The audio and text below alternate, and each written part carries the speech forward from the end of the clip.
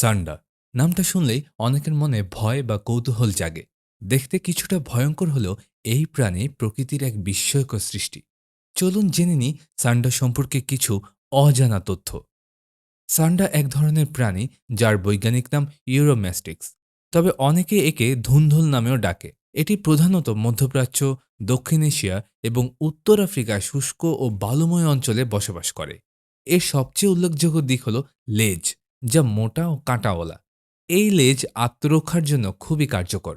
এদের গায়ের রং ধূসর, হলুদ বা বাদামি হয়ে থাকে, যা পরিবেশের সঙ্গে নিজেকে মিশিয়ে দিতে সাহায্য করে। এরা দিনে চলাফেরা করে, অর্থাৎ ডায়ার্নাল প্রাণী।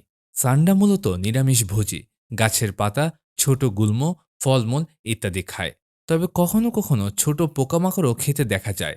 আশ্চর্যের ব্যাপার হলো এরা জল ছাড়াই দীর্ঘদিন বেঁচে থাকতে পারে, কারণ এদের দেহ জল ধরে রাখার জন্য বিশেষভাবে অভিযোজিত।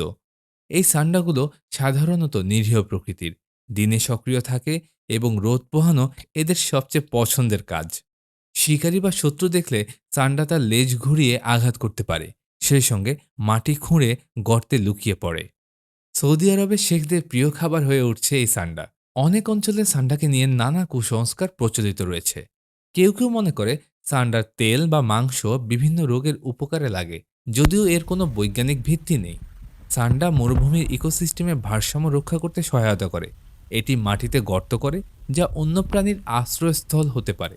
খুব দুঃখজনকভাবে অবৈধ শিকার এবং কুসংস্কারের কারণে এই প্রাণীর সংখ্যা দিন দিন কমে যাচ্ছে। অনেক দেশেই এটি সংরক্ষিত প্রাণীর তালিকায় রয়েছে। সান্ডা শুধুই একটি প্রাণী নয়, এটি একটি প্রাকৃতিক সম্পদ। এর গুরুত্ব ও ভূমিকা অনস্বীকার্য। আসুন আমরা সবাই সচেতন হই এবং এই অনন্য প্রাণীটিকে রক্ষা করি।